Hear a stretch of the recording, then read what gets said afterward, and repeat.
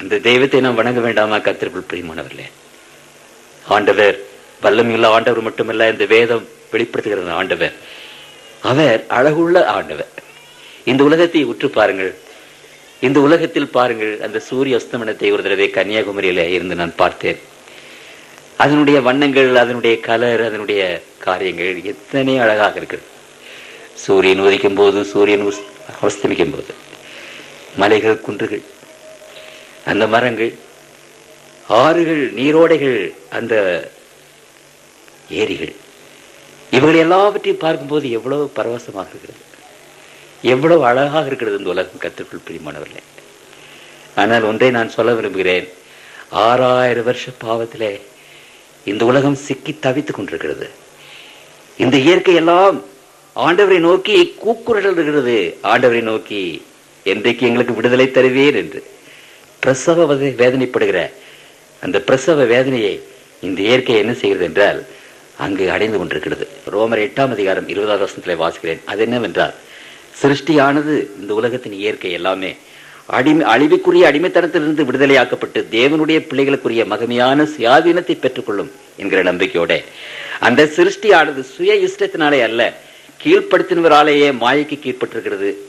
ஆகையால் நமக்கு தெரிந்திருக்கிறபடி இதுவரைக்கும் சர்வ சிருஷ்டியும் ஏகமாய் தவித்து பிரசவ வேதனைப்படுகிறது. நம்ம மாத்திரம் கஷ்டப்படல நினைக்கிறீங்க, இந்த மக்கள் மாத்திரம் துன்பங்களை துயரங்களை அடைந்து கொண்டிருக்கோம் என்று நினைக்கிறீங்க. ஆனால் இப்பொழுது நாம் நிற்கிற இந்த மண், இந்த மணல், இந்த கற்பாறைகள், இந்த மரங்கள் எல்லாருக்கும் உயிர் உண்டு என்று வேதம் சொல்கிறது. இவைகள் பிரசவ வேதனைப்படுகிறது, இந்த பாவத்தின் அடிமைத்தனத்திலே இருந்து வேதனைப்படுகிறது. ஆண்டவர் வந்து பாவத்திலே இருந்து நம்மை மீட்டு கொண்டு போக மாட்டாரா என்று ஏங்கிக் கொண்டிருக்கிற தேவனுடைய பிள்ளைகளைப் போல இந்த உலகமும் சிருஷ்டியும் ஆண்டவர் வந்து நமக்கு இந்த பாவத்திலிருந்து விடுதலையை தரமாட்டாரா என்று ஏங்கிக் கொண்டிருக்கிறது. 6000 வருஷ பாவத்திலே மனிதன் எவ்வளவு கேவலமாக போய்விட்டார். கர்த்தருக்குள் பிரியமானவர்களே, ஆதாம் ஏவாளும் இங்கே படைக்கப்பட்ட போது அவர்கள் எத்தனை அளவுள்ளவர்களாக இருந்தார்கள். அண்ட சராசரங்கள் எல்லாம் அவர்களை கண்டு வியந்தது, ஆச்சரியப்பட்டது, பிரமித்தது. ஆகவே கர்த்தருக்குள் பிரியமானவர்களை எத்தனை 6000 வருஷ பாவத்திற்குள்ளாக இருந்த போதிலும் இன்றைக்கும் மனிதர்கள் அழகாக இருக்கிறார்கள். அன்றைக்கு மனிதனுக்கு இந்த உடை அல்ல, காட்டன் துணி அல்ல, உலன் துணி அல்ல, ஆண்டவர் வெளிச்சத்தினுடைய உடையை கொடுத்திருந்தார். அப்படியானால் நாம் பிரகாசிக்கிற மக்களாக இருந்தோம், தேவ தூதர்களைப் போல இருந்தோம், ஆண்டவருடைய சாயல இருந்தோம். எவ்வளவு அழகு! அதை நாம் நினைத்து கூட பார்க்க முடியாது, அதை சிந்தித்து கூட பார்க்க முடியாது. இந்த உலகமும் மனிதர்களும் எத்தனை அழகுள்ளவர்களாக இருந்தார்கள். ஆனால் கர்த்தருக்குள் பிரியமானவர்களே, இன்றைக்கு பாவத்தினாலே நம்முடைய அழகெல்லாம் போய்விட்டது.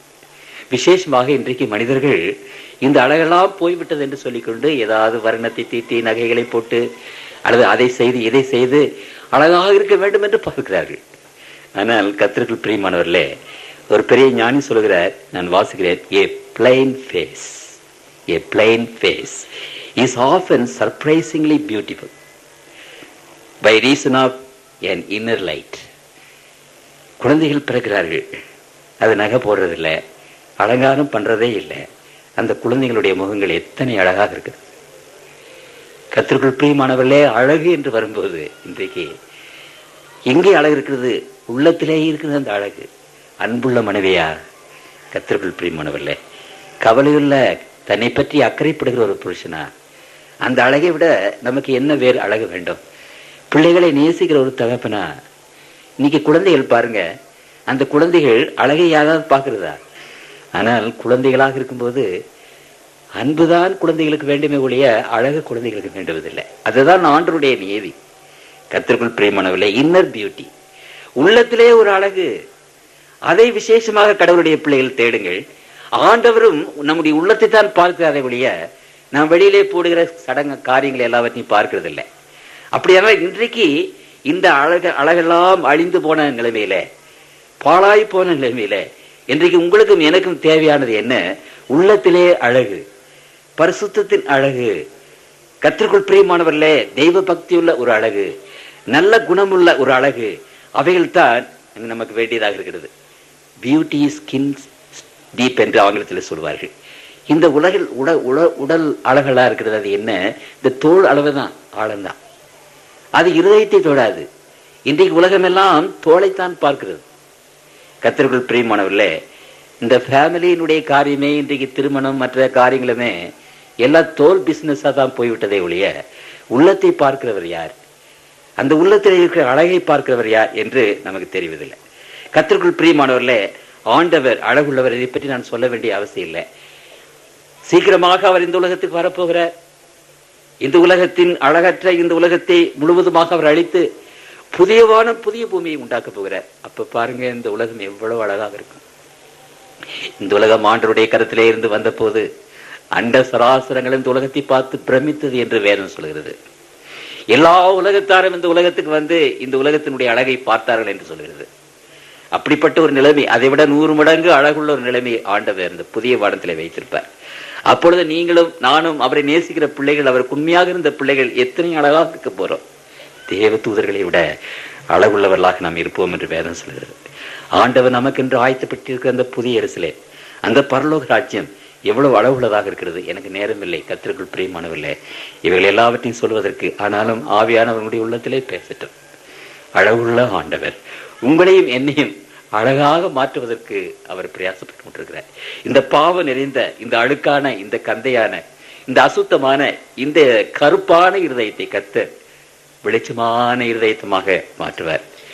என்னுடைய கேரக்டர், என்னுடைய குணாதிசயங்களை ஒரு அழகுள்ள மக்கள், கடவுள், அண்ட சராசரங்கள் எல்லாம் விரும்புகிற ஒரு அழகின் கேரக்டராக மாற்றுவார் என்று வேதம் நமக்கு விசேஷமாக அங்கே சொல்லிக் கொண்டிருக்கிறது.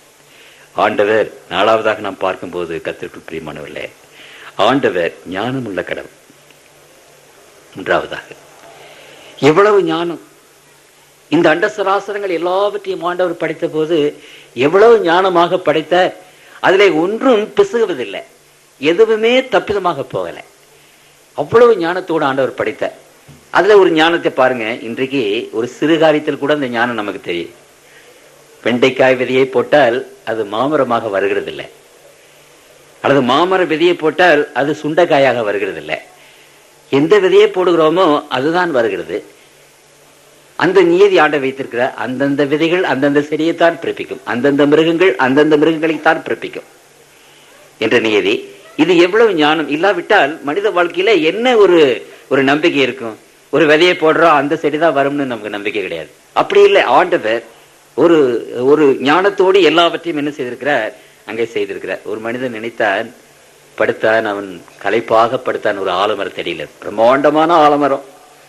அவன் படுக்கும்போது அந்த ஆலமரத்தை உற்று பார்த்து யோசித்தான், என்ன கடவுள், முட்டாள் கடவுள்!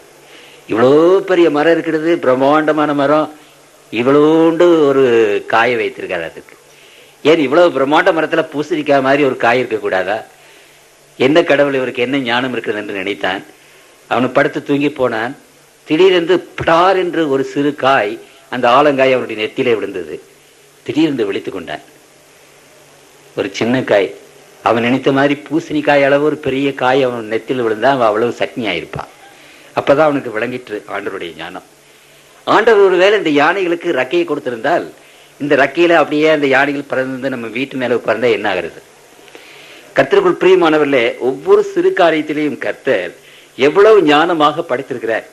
அந்த ஞானத்தை நாம் சொல்லக்கூட முடியாது. விஞ்ஞானிகள், அந்த எடிசன் என்ற அந்த விஞ்ஞானி சொன்னார், இந்த உலகத்தின் ஞானத்தை, விஞ்ஞானத்தினுடைய ஞானத்தை, அறிவியலுடைய ஞானத்தை, இவைகள் எல்லாவற்றையும் பார்க்கும்போது இந்த சமுத்திரத்திலே ஒரு சிப்பியில ஒரு தண்ணி எடுத்து, அந்த தண்ணி எடுத்து முண்ட மாதிரி இருக்கிறது நம்முடைய ஞானம், நமக்கு இருக்கிற ஞானம். அந்த காலத்திலே மக்கள் 600 வருஷம் 800 வருஷம் 900 வருஷம் 1000 வருஷம் வாழ்ந்தார்கள். ஆதா முதல் கொண்டு அவங்க எல்லாம் நான் முட்டாள்கள் நினைக்கிறோம், அவங்க எல்லாம் காட்டு மிராண்டிகள் நினைக்கிறோம். நம்ம 10 வருஷம் 15 வருஷம் படிக்கிற இவ்வளவு ஞான அறிவு இருக்குது.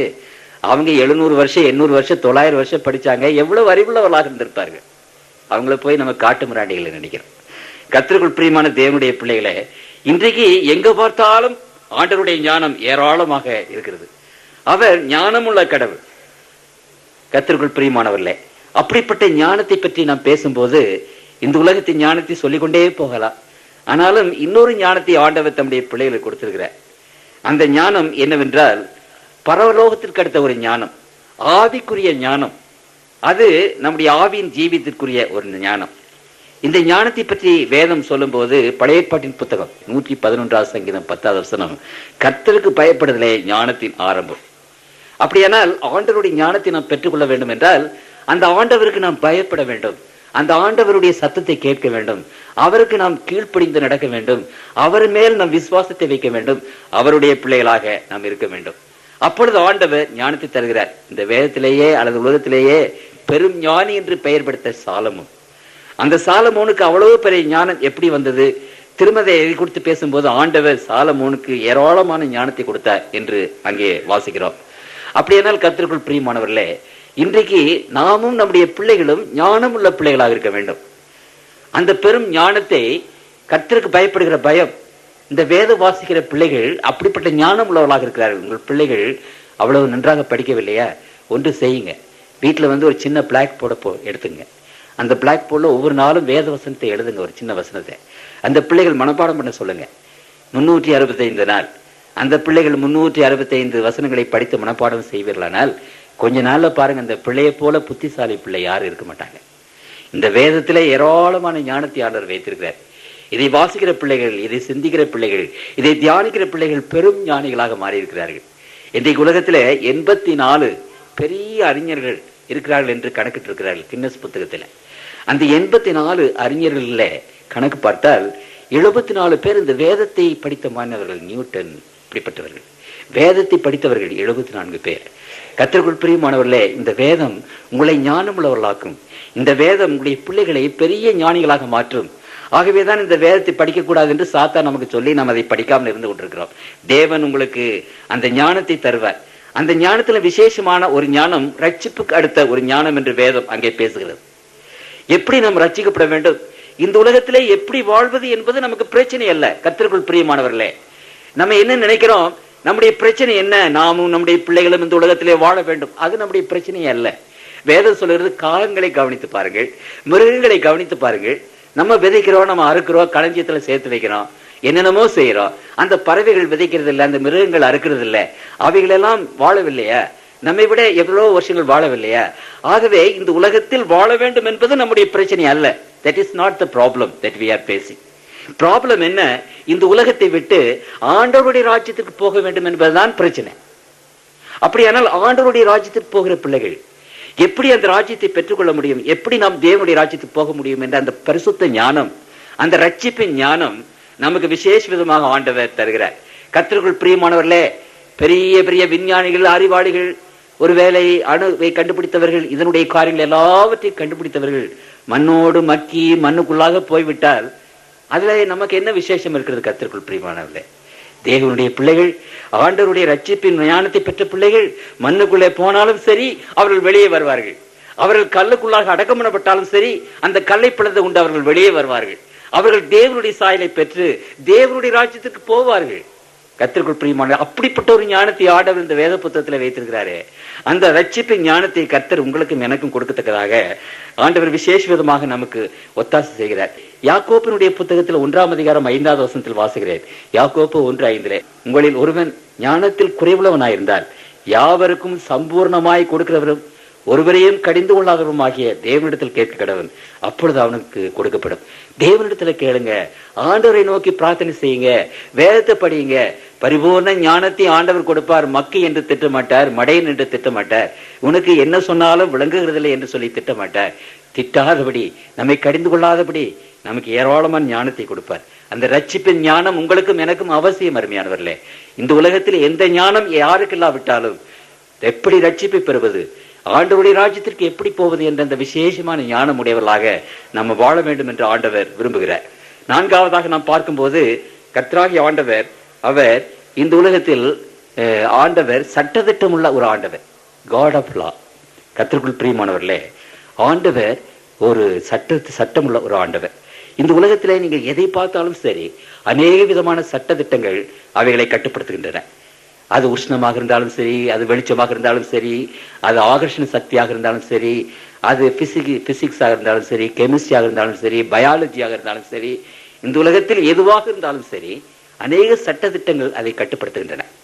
இந்த சட்டம் இல்லாவிட்டால் இந்த உலகம் இயங்காது, அண்ட சராசரங்கள் இயங்காது. இன்றைக்கு விஞ்ஞானிகள் இந்த ஆகாய மண்டலத்தில் உள்ள அநேக உலகங்களுக்கு ராக்கெட்டுகளை அனுப்பும் போது என்ன கண்டுபிடித்திருக்கிறார்கள்? இந்த சட்ட திட்டங்கள், இந்த உலகத்தை கட்டுப்படுத்துகிற சட்ட திட்டங்கள் அண்ட சராசரங்களையும் கட்டுப்படுத்துகிறது என்று கண்டுபிடித்திருக்கிறார்கள்.